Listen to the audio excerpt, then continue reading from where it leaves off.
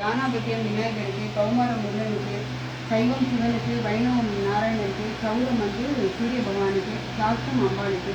இங்கே அம்பாள் காமாட்சினாக்க கானா கலைமகள் மானா மலைமகள், அச்சினா கண்ணு. அம்பாளோட 2 கண்ணுமே சரஸ்வதியும் மகாலட்சுமி தான். அப்புறம் அம்பாளோட 3 கண்ணா இருக்கிறது தான் பிரம்மா. 3 கண்ணன் வந்தவா பிரம்மா, சிவன், மகாவிஷ்ணு. அம்பாளோட 2 குழந்தைகள் விநாயகரும் இருக்க பெருமானம். அப்புறம் இங்கே நீங்கள் பார்க்குறது அம்பாளோட அச்சி தேவியர், கமலாட்சி, மீனாட்சி, விசாலாட்சி, நீலாயுதாட்சி, சதாட்சி, தமிழாட்சி தேவியர். அப்புறம் அம்பாள் பக்கத்தில் இருக்கிற வாராட்சியும் மாத்தண்டியும். அப்புறம் இங்கே துர்கா பரமேஸ்வரி, பிராமி, மணிசாசன மந்திரி. அம்பாளோட இங்கே அம்பாளோட அலங்காரம் இது ஆடிப்புற அலங்காரம், வளையல் அலங்காரமாக அங்கே சாகம்பரி அலங்காரம். அம்பாள் நடக்கிற புவனேஸ்வரி. இங்கே பிரம்மா பூலோகத்துக்கு நவாவரண பூஜை பண்ணி தான் அவருக்கு கண்ணு தெரிஞ்சது. காஞ்சிபுரம் காமாட்சி சன்னதியில் அதனால நவாவரண பூஜைக்காக மகாமேரு. அங்கே புள்ளியூர் காமாட்சி, அங்கே மாதி காமாட்சி, அதனால காமாட்சி. அப்புறம் ரேணுகா பரமேஸ்வரி. அங்கே அம்பாள் புறப்பாடு துர்கா லட்சுமி சரஸ்வதி 3 பேரும் நவராத்திரி ஒரு நாள் நமஸ்காரம் பண்ணுறவங்க. அங்கே துர்கா லட்சுமி சரஸ்வதி 3 பேரும் இருக்கா. இங்கே அம்பாள் காமாட்சி. அம்பாள் பாதத்தில் நவகிரகங்கள் அத்தனையும் அடைக்கலாம். நவகிரகனால ஏற்பட்ட தோஷம் எல்லாம் அம்பாளை நமஸ்காரம் பண்ணால் நமக்கு போயிடும். இங்கே தசமகா ரூபம் அம்பாளோடது. இங்கே 32 அரண்கள் அம்பாள் பூலோகத்துக்கு நமக்கு சொல்லி கொடுத்துருக்கா. அதனால அம்பாள் அரண்மலத்தை நான் இங்கே அம்பாள் அங்கே மூலஸ்தான காமாட்சி, உற்சவ காமாட்சி, இங்கே தவஸ் காமாட்சி, மாங்காடு காமாட்சி, ஆதி காமாட்சி, பங்காரு காமாட்சின்னு எல்லா காமாட்சியும் இருக்கா. அம்பாள் எப்படி நவகிரக நாயகி காமாட்சினாக்க காலமூர்த்தி தவம் இருக்கும்போது நாரதர் கேட்குறாரா, நீங்கள் எதுக்கு தவம் இருக்கீங்க? அப்போ காலமூர்த்தி சொல்கிறார், நான் முஸ்லீம் பிறந்த மாதிரி எனக்கு எல்லாமே இருக்குது, எல்லா சக்தியும் இருக்குது எனக்கு. நான் லோகட்சேமத்துக்காக தவம் இருக்கிறேன். அப்படின்னா உனக்கு முன்ஜென்ம நிலையினால நவகிரகனால ஏற்படக்கூடிய தோஷம் வரப்போகுது. இப்போ தொழுநோயா தெரியுமான்னு கேட்குறேன். அவள் தெரியாதுன்னு சொன்னோன்னே அவளோட சக்தினால நவகிரகங்கள் எல்லாரையுமே தான் முன்னாடி கொண்டு வராராம். கூப்பிட்டு நாரதர் உண்மையான்னு கேட்குறாங்க. ஆமான்னு சொல்கிறான். அப்படி சொன்னோன்னே அப்போ நான் நவகிரகத்தை அவர் சொல்லாராம், எனக்கு வர தோஷத்துலேருந்து நீங்கள் நிவர்த்தி பண்ணணும்னு சொல்லி கேட்டோன்னா அப்போ நவகிரகங்கள் சொல்கிறா, இந்த தோஷ நிவர்த்தியெல்லாம் எங்களால் பண்ண முடியாது, அம்பாள் செஞ்சபடி நாங்கள் பண்ணுறோம், நீ வேணால் அம்பாளை பிரார்த்தனை பண்ணி கேளுன்னு சொல்லலாம். அம்பாள் சொல்லலாம், நீ தான் சர்வசக்தி உனக்கு எடுத்துருக்கான பற்றியா, அதெல்லாம் உன் சக்தியெல்லாம் இப்போ நான் எடுத்துக்கிறேன்னா அதை பாருன்னு சொல்கிறான். சக்தி எடுத்தோன்னே அவர் ஒன்றுமே இல்லாமல் அப்படியே படுத்துன்றார். அப்புறம் தான் அவருக்கு தெரியுது நம்ம அகம்பாவத்தினால நம்ம சொன்னது தப்புன்னு சொல்லிட்டு. அதுக்கப்புறம் அவர் அம்பாள்கிட்ட நமஸ்காரம் பண்ணி கேட்குறாராம், அம்மா நான் தெரியாமல் சொல்லிட்டேன், அகம்பாவத்தினால என்னை மன்னிச்சுடுவோன்னு சொல்கிறான். அப்படி சொன்னதுனால அதுக்கப்புறம் அம்பாள் காமாட்சி மனசு மாதிரி அவருக்கு நவகிரகனால ஏற்பட்ட தோஷ நிவர்த்தி பண்ணிக்கிறா.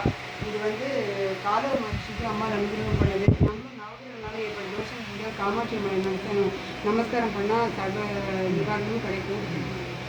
இங்கே சங்கீத மும்மூர்த்திகளில் சியாமா சாஸ்திரிகள் அருள் கிடச்சிது. அவர் வெங்கடாச்சலபதி பூஜை பண்ணி தான் பிறந்தார். அதனால் அவருக்கு சியாமகிருஷ்ணன்னு பேர். அவள் குடும்பத்தை அவர் சேர்ந்தவா தான் பங்காரு காமாட்சி, தஞ்சாவூர் காமாட்சி கோயிலை பார்த்துட்டு வரா, பராமரிச்சுட்டு வரா. அப்படி இருக்கும்போது அவர் எப்போவுமே அம்பாள் சன்னதியில் உட்காந்து மணிக்கணக்காக பாட்டு பாடுவாராம். அப்போ அவள் சித்தி என்ன பண்ணுறான்னா, தான் பொண்ணை அமைச்சிட்டோன்னா பால் கொடுத்து அமைச்சு விடுவாளாம் பாவம்னு சொல்லிட்டு. அப்படி ஒரு நாளைக்கு அந்த குழந்தை என்ன பண்ணுறதுன்னா, பால் பிரசாதம் ரொம்ப திவ்யமாக இருக்குது, அதே சமயம் அந்த குழந்தை அம்பாள் நாங்கள் அத்தனையும் போட்டுன்னு வருதான், ரொம்ப திவ்ய சுரூபமாக இருக்கான் அந்த குழந்தைய பார்க்கறதுக்கு.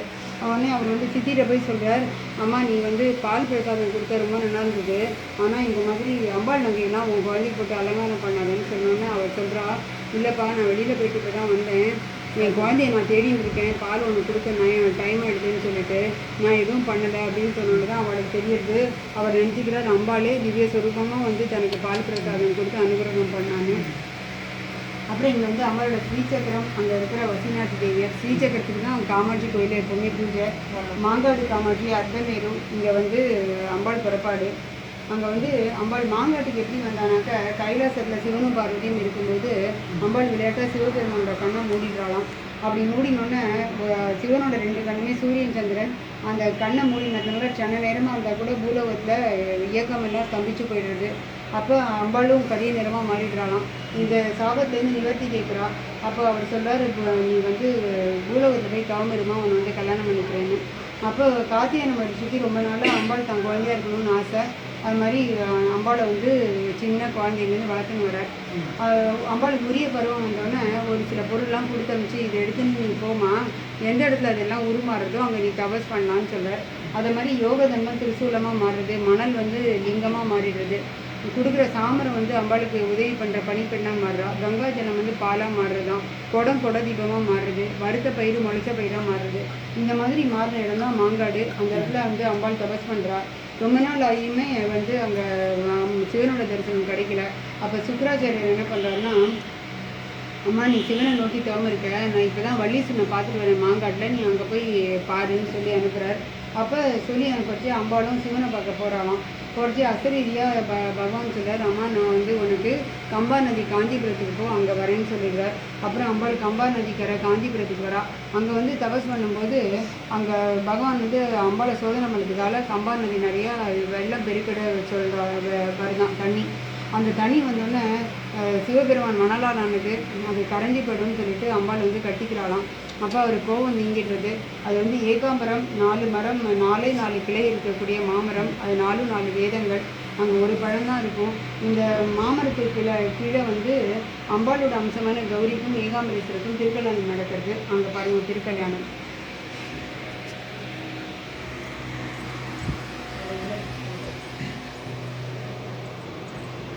இங்கே வந்து அம்பாளோட அம்சமான கௌரிக்கும் சுவாமிக்கும் மாமரத்துக்கு கீழே திருக்கல்யாணம் நடக்கிறது.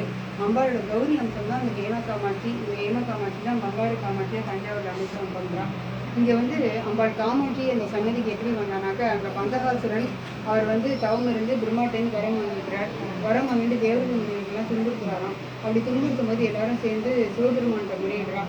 அப்போ சிவபெருமான் சொல்கிறார், நீங்கள் வந்து கைலாசத்தை கோமுகம் வழியாக அது ஒரு இடம், அது வழியாக வந்து சுரங்க பார்த்தோன்னு வச்சுக்கோங்க, அது வழியாக நீங்கள் பூலோகத்துக்கு போகலாம், அங்கே உங்களுக்கு அம்பாள் இருக்கா காப்பாற்றுவான்னு சொல்கிறார். அது மாதிரி எல்லாருமே அந்த கோமுகம் வழியாக பூமிக்கு வரா.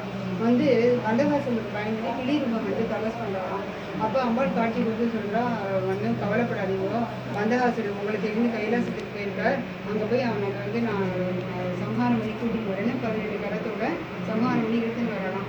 வந்து தேவர்கள் முனிவர்கிட்ட சொல்கிறா, இங்கே நீங்கள் ஒரு பள்ளம் கொண்டு அவனை பதைச்சிட்டு ஜெயஸ்தம்பம் வைங்கிறா. அந்த மாதிரி ஜெயஸ்தம்பம் வைக்கிறா. வச்சுட்டு பால ரூபமாக காட்சி கொடுக்குறாளாம். அப்புறம் சொல்கிறா, இங்கே வந்து நான் இருக்கிற இடம் ஸ்ரீநகரம், எனக்கு அங்கேயோட இந்த க்ஷேத்திரம் ரொம்ப பிடிக்கிறது, இங்கே நான் இருக்கேன்னு சொல்கிறான். என்ன மாதிரியே ஒரு சிலாரூபம் பண்ணுவாங்க. சரி, இதே மாதிரி பாலா மாதிரி ஒரு சிலாரூபம் பண்ணி வச்சுட்டு அடுத்த நாள் கும்பாபிஷேகம் கோவில் கதவை திறக்கச்சு அம்பாள் காமாட்சியாக காட்சி கொடுத்தாலும். அப்போ 64 உபசாரங்களோட விமர்சையாக கும்பாபிஷேகம் நடத்துகிறான். அப்போ பிரம்மா சொல்கிறார், நம்ம கைலாசத்துலேருந்து வந்து இதெல்லாம் பண்ணிட்டோம், அப்புறம் இந்த கோவில் எப்படி பராமரிக்கிறதுன்னு சொல்லிட்டு கௌரிக்கு பூஜை பண்ண அந்த பூ எடுத்து ஆகாசத்தில் போடாலாம். அப்போ ஆகாச பூபதிங்கிற இந்த ராஜா வரார். ராஜா வந்து அந்த ராஜ்யத்தையும் அம்பாள் கோவிலையும் பராமரிக்கிறதுக்கு நியமிச்சுட்டு அவள்லாம் போயிடுறான். ஆனால் அவர் வந்து புத்த மதத்தை சேர்த்துட்டு கோயிலில் சரியாக கவனிக்கிறார். அவருக்கு குழந்தையும் பிறக்கலையா. அப்போ வந்து கோரக்க சித்தர்னு ஒரு சித்தர்கிட்ட முறையிடுறா. அந்த சித்தர் சொல்கிறார், அப்பா நீ காமாட்சியை மறந்ததுனால தான் உங்களுக்கு இந்த கஷ்டம், நீ அம்பாளை நமஸ்காரம் பண்ணணும், உங்களுக்கு எல்லா நிலமும் இருக்குன்னு சொல்லலாம்.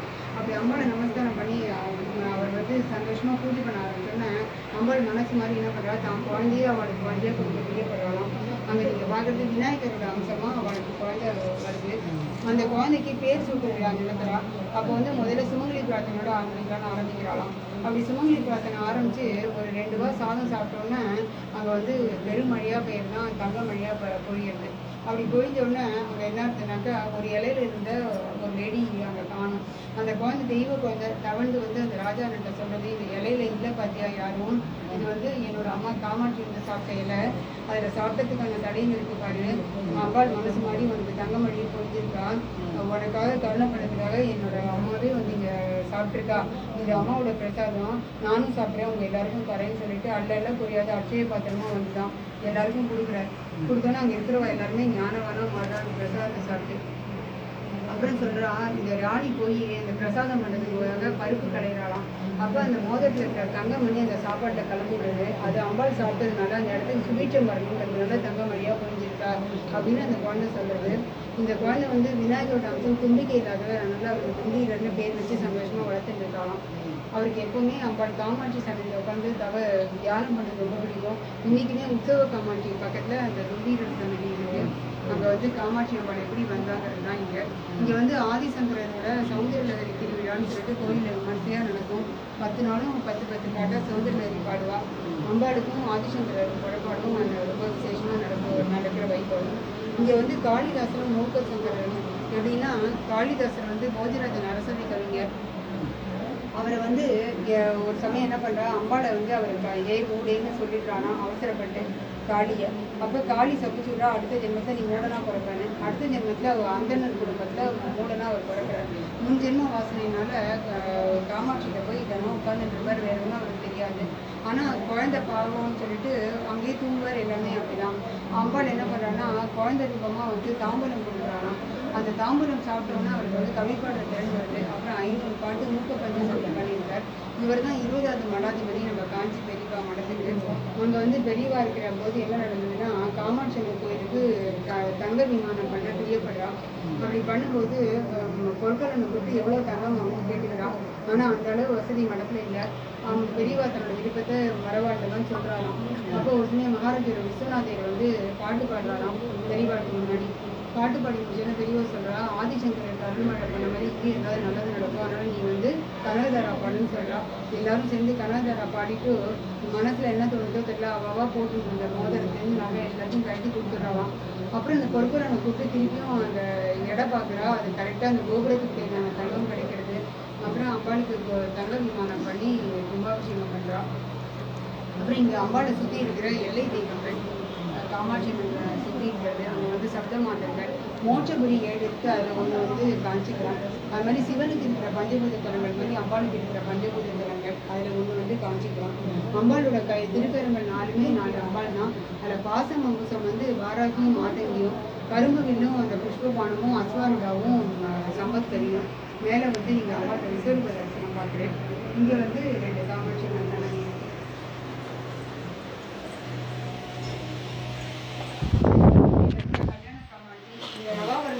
இருக்கிற அந்த திதிநித்யா தேவியரும் வாராகி மாரியும் சேர்ந்து 18 பேரும் 18 யானை ரூபம் எடுத்து அம்பாளை தாங்கிட்டு இருக்கா. அம்பாள் ஸ்ரீசக்கரத்து மேலே தான் இருக்காளாம்.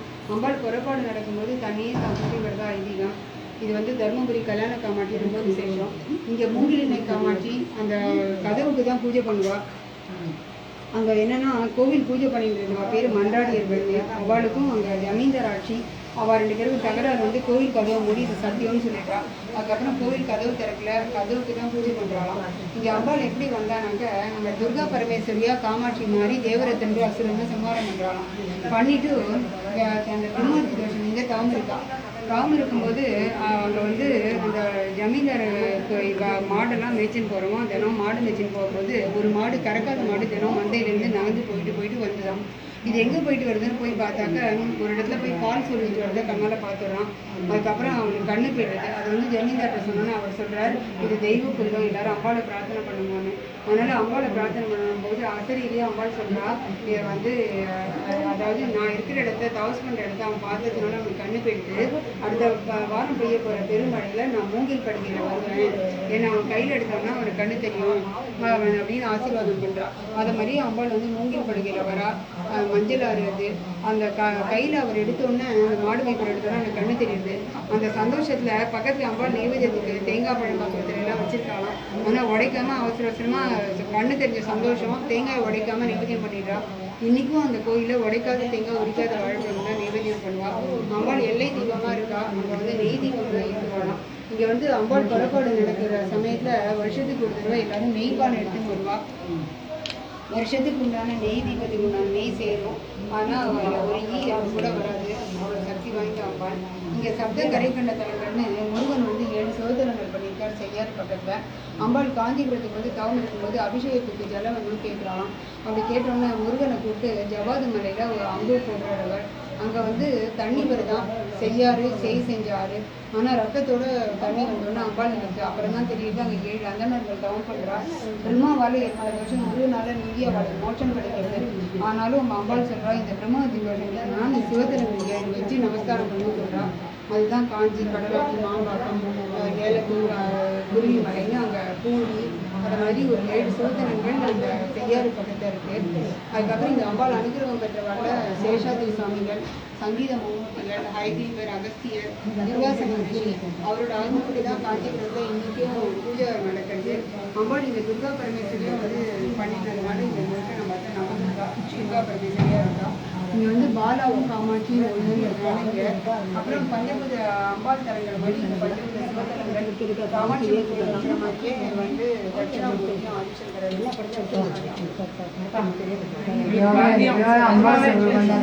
உங்களுக்கு இது பண்ணணும்.